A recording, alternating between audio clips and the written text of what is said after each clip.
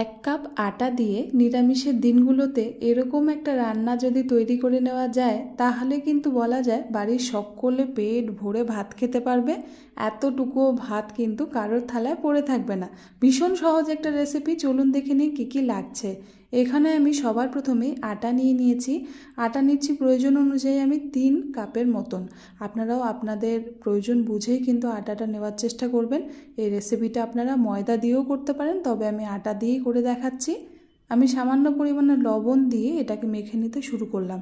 যখন মাখতে শুরু করলাম তো মনেই হচ্ছিল যে আর একটু জল কিন্তু লাগবে, তাই জলটা মেশাতে থাকলাম আর ডোটাকে তৈরি করতে থাকলাম। এখানে দেখুন বেশ সুন্দর একটা ডো কিন্তু আমাদের মোটামুটি তৈরি হয়ে গিয়েছে। ডোটা এমন হতে হবে যেন খুব বেশি ড্রাই না হয়, আবার হাত দিয়ে ধরলে ভেঙে যাচ্ছে এমনও না হয়। এখানে ডোটা আমার একদম তৈরি হয়ে গেল। এবার যেটা করছি, ফ্রেশ জল দিয়ে এই ডোটাকে মোটামুটি 4 থেকে 5 বারের মতন কিন্তু ভালো করে ধুয়ে নিতে হবে।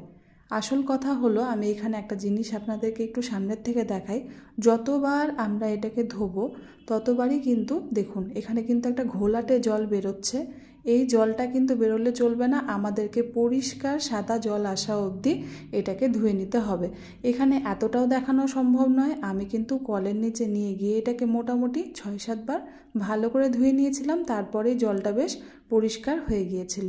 এবার যেটা করছি, একটা টিস্যু পেপার দিয়ে এখানে জলটাকে ভালো মতন আমি কিন্তু একটু সোক করে নিচ্ছি। আপনারাও করে নেবেন, তাহলে পরে কিন্তু খুব ভালো হয়। বাড়িতে সুতির কাপড়, মসলিনের কাপড় থাকলে তো কথাই নেই, সেটা দিয়েও কিন্তু জলটাকে সোক করে নিতে পারেন। তাতে করে এটা একটু ড্রাই হয়ে যাবে আর এইভাবে লম্বা লম্বা করে লেচি কাটতে আমাদের সুবিধেও হবে। দেখুন ভীষণ সহজভাবে লেচিটাকে আমি কেটে নিচ্ছি। ঠিক যেমনভাবে আটার থেকে আমরা লুচি তৈরি করার সময় লেচি তৈরি করি তেমনভাবেই কিন্তু এখানে তৈরি করতে হবে। ব্যাস পার্থক্য এটাই যে এটা আমি কেটে নিচ্ছি। কোনোটাই একদম সমমাপের হওয়ার কোনো দরকার নেই, এভাবে আপনারা কেটে নিন। দুধের পনির অনেকবারই আমরা খেয়ে থাকি, একবার বানিয়ে দেখুন আটা দিয়ে এই আটার পনির রেসিপি। অনেকে এটাকে কাশ্মীরি পনিরও বলে থাকেন। এটা একবার খেলে কিন্তু মুখে লেগে থাকবে এর স্বাদ। কড়াইতে আমি তেল গরম হতে দিয়েছিলাম, তার মধ্যে সামান্য লবণ আর হলুদ গুঁড়ো দিয়ে দিলাম। এবার আমি একটা একটা করে আটার এই পনিরগুলোকে এর মধ্যে ছেড়ে দিচ্ছি। অবশ্যই মনে রাখবেন এগুলো কিন্তু কোনোটাই আমরা হাই আঁচে করব না বা হাই ফ্লেমে দিয়ে কিন্তু করব না, তাহলে পরে লবণ আর হলুদটা পুড়ে যাবে আর জিনিসটা কিন্তু একদমই কালো হয়ে যাবে। এরপর ছেড়ে দিয়ে আমি কিন্তু এটাকে এপিট ওপিট করে একটু ভালো মতন ভেজে নিচ্ছি। যতক্ষণ না খুব সুন্দর একটা লালচে রং চলে আসে ততক্ষণ কিন্তু ভাজবো। দেখুন এখানে কত সুন্দর একটা রং চলে এসছে, ঠিক যেন মনে হচ্ছে ছানার কোফতা ভাজছি, তাই না? এবার এগুলোকে তুলে নিয়ে এই তেলের মধ্যেই আমি গোটা জিরে ফোড়ন দিয়ে দিলাম, 1/2 টিস্পুন, আর একটা তেজপাতা, শুকনো লঙ্কা, আর একটু রং আসার জন্য চিনিটা দিলাম। এই রান্নাটায় চিনিটা অবশ্যই দেওয়ার চেষ্টা করবেন, এতে করে স্বাদ কিন্তু খুব ভালো হয়ে যায়।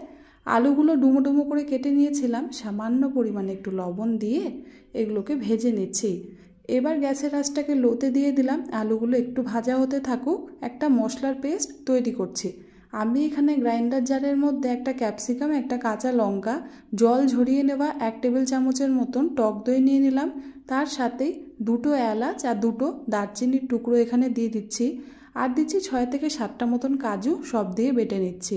সামান্য জলও এখানে অ্যাড করে দিলাম। আমি টমেটো দিইনি বা আদাও এখানে দিইনি।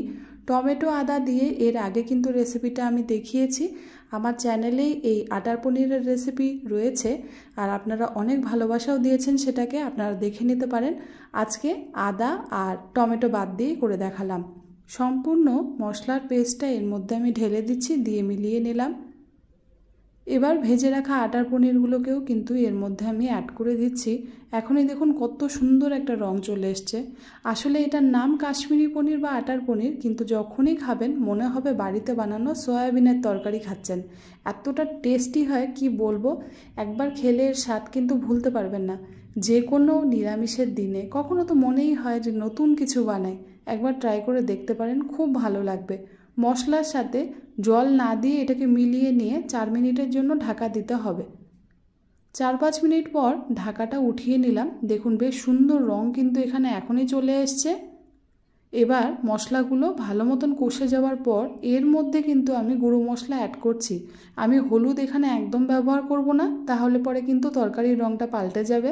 এখানে আমি ধনিয়া পাউডার দিলাম 1.5 টেবিল চামচ, তার সাথে গোলমরিচের গুঁড়ো দিচ্ছি 1/2 টেবিল চামচ, আর রঙের জন্য কাশ্মীরি লাল লঙ্কার গুঁড়ো দিলাম 1 টেবিল চামচ, আর সামান্য লবণ। সব দিয়ে মিলিয়ে নিলাম।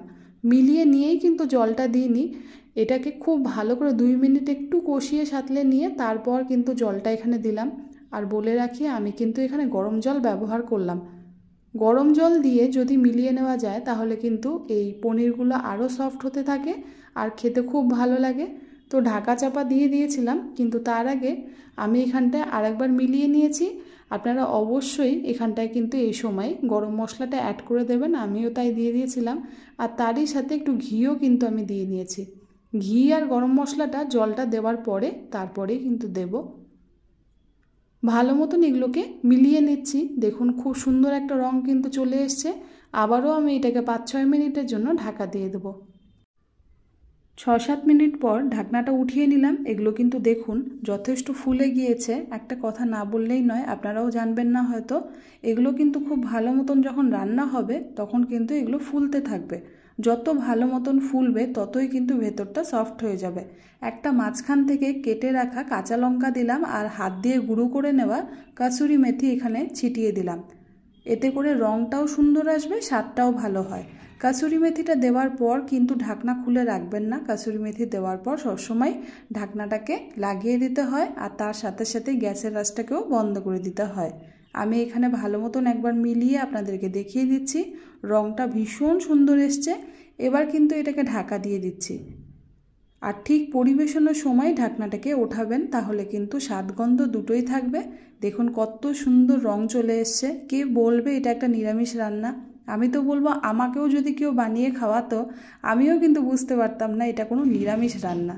ভীষণই টেস্টি হয়। যে কোনো নিরামিষের দিনে নির্দ্বিধায় বানিয়ে ফেলুন, ঝটপট তৈরি হয়ে যায়, বেশি সময় কিন্তু একদমই এটা নেয় না। আর কি বলবো, ভাতের সাথে পোলাওয়ের সাথে দারুণ যায়। ভীষণ সফট হয়েছিল, দেখুন এভাবে কাটতেই কিন্তু 2 টুকরো হয়ে যাচ্ছে। আমি তো বললাম নাম কাশ্মীরি পনির, খেতে মনে হবে যেন বাড়িতে বানানো সয়াবিনের রান্না খাচ্ছি।